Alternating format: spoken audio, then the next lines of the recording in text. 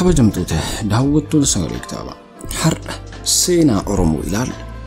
Uummanni Oromoo saboota seenaan isaanii hin barreeffamiin turan keessaa isaan tokkodha. Mee ragaalee seenaa afaan maatii Afro-Asiatic Superfamily damee afaan gurguddoo torba of jalaa qabu keessaa tokkodha. Afaan Oromoo afaanota alaabaa, qabbannaa, burjii, hadiyyaa, kambaataa, libidoo, sidaamaa waliin walitti siqeenya cimaa qaba. Walitti siqeenya kana afaanota damee Kush latinsa gammoojjii bahaa keessatti dubbataman Affaar, Saahoo, Sumaalee, Ormaa yookiin Keeniyaa fi Wasoo yookiin Boorana waliin qooddata.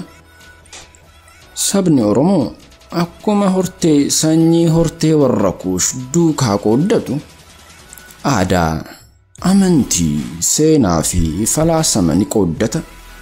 Kitaaba Greater Ethiopian jedhu irratti barreessaan Donald N. Levin akka jedhutti sirni gadaa sirna bulchiinsa cimaa durii kan sammuu namaatiin kalaqame ta'uu erga ibseen booda bulchiinsi akkasiisi dhuma afaanii hedduu hojii moloksee abbaa baahiree akka seenaa dhugaatti yeroo haroon Aswaan qotamu argamanii fi Sudaan keessattis kanneen qotamanii bahani tokko akaawwan yookiin fakkii namaatiin yeroo sana tolfaman siidaawwan akkuma abbaa gadaa Oromoo har'aa adda isaaniirraa kallacha qabu.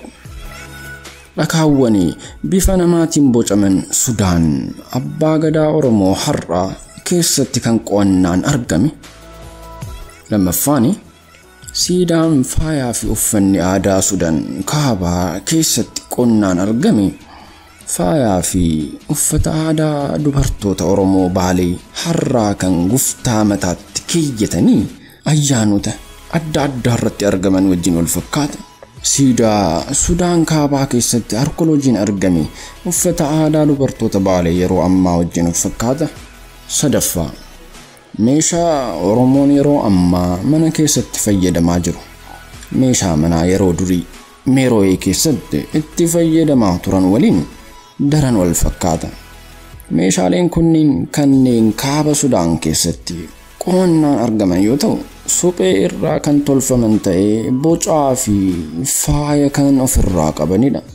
Isaanis xuggee yeroo ammaa mi'eessituu keessa keeyyatan okkotee yookiin gamboo bishaan yookiin farsoo itti naqatanii kan yeroo ammaa baadiyyaa Oromiyaa keessatti ittoo itti tolfatan faaya. Afraffaani gaanfa horii awwaala Kush durii keessatti argame. Dur Meeroo'eetti mootiin yoo du'u meeshaa manaa kan inni fayyadamaa ture dabalatee loon illee akka waliin awwaalanii ragaan seenaa ni ibsa. Awwaala kana keessa saawwan gaafni isaanii gurguddaa fi bootee ta'an kanneen qonnaan arkeoloojiin argate. Saawwan yeroo ammaa warri Kush kan holqa Naayil yookiin baha Sudaan jiraataa turan saawwan Oromoon yeroo ammaa horsiisaa jiru wajjin wal fakkaachuu isaati. Haala wal fakkaatuutiin mootiin Kushota durii yoo du'u meeshaaleen itti fayyadamaa ture dhimmi waliin awwaalamu kun ummata Oromoo birattis meeshaa itti fayyadamaa turan kanneen akka gayyaa waliin awwaaluun kun kan ture yoo ta'u, boodarra garuu haalli kun haphachaa deemuun gochoota namni du'e sun yeroo lubbuun turetti itti beekamu siidaa awwaalaa isaa irratti bocuun itti yaadachuun akka eegalametu himama. Ragaa kana nuuf mirkaneessuu naannoo Shawaa bahaatti siidaalee awwaalaa irratti bocamanii argaman eeruun ni danda'ama. Loon ankoolee kanneen yeroo ammaati. Loon karrayyuu yeroo ammaa jiran. Shanaffaa ragaan biraan dhakaa Naamoraa Tungaa lammaffaa biyya keenya naannoo Haroo Turkanitti argamedha.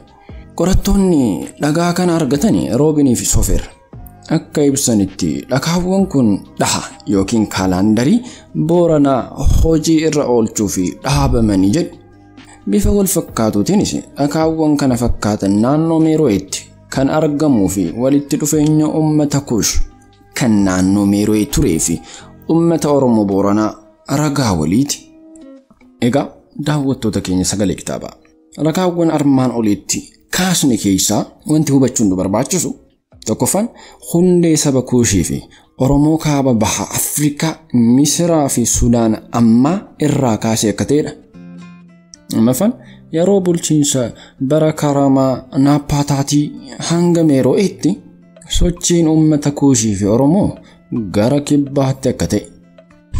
Sadaffaan qaroomin aadaa fi afaan uummata Misirii fi Kuushii akkasumas immoo Afrikaa bahaa kan walirraa dhaalamaa dhufee fi kan yeroo ammaa Oromoo fi Kuushota kan biroo biratti bal'inaan argamudha. Sababa mootiin Aksum Izaanaan Meeroo'ee barbadeesseen uummanni Kuush kallattii lamaan socho'uuf dirqameera.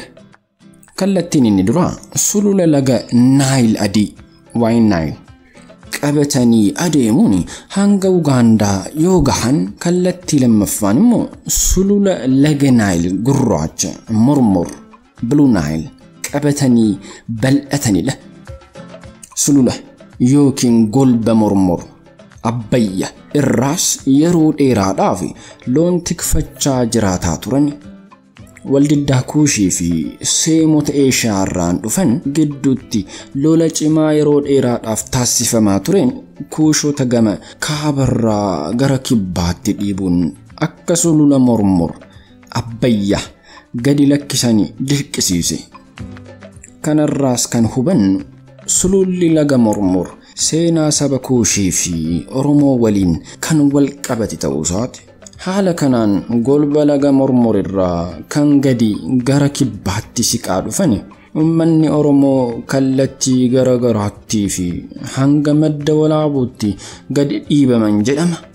Afaan isaas afaanota saba Kuush wajjin akka walitti hidhannoo qabuu fi seenaa uummatichaan hundeen isaa Oromoon tokko ta'uu isaa walitti qabuun kan ifa gochuu fi yaaluudhaan. Seenaa Itoophiyaa keessatti mootonni durii qabanii biyya bulchaa turan Oromoo fi kan Oromoo irraa dhalatan akka ta'anii fi sabni mootiin irraa dhalatan kun walakkeessaan aadaan isaanii Oromoo irraa akka madde kan ifa godhu yoo ta'u, kan biraa hojiin kun guddinaa fi babal'ina afaan Oromoo seenaa bal'ina dubbattoota afaan kanaa hagam akka bal'aa ta'e kan ibsudha. Gama biraanii hirmaannaa fi gahee Oromoon Itoophiyaa ammayyaa ijaaruu keessatti qabu haga tokko kan ifa gochuuf yaaludha. Kabajamtoota daawwattoota sagalee kitaabaa seenaa Oromoo har'a isiniif qabannee dhiyaan asuma irratti xumurra. Qophiilee keenya kan biroo wajjin hanga walitti deebinutti nagaan nuuf turaa isiniin jenna.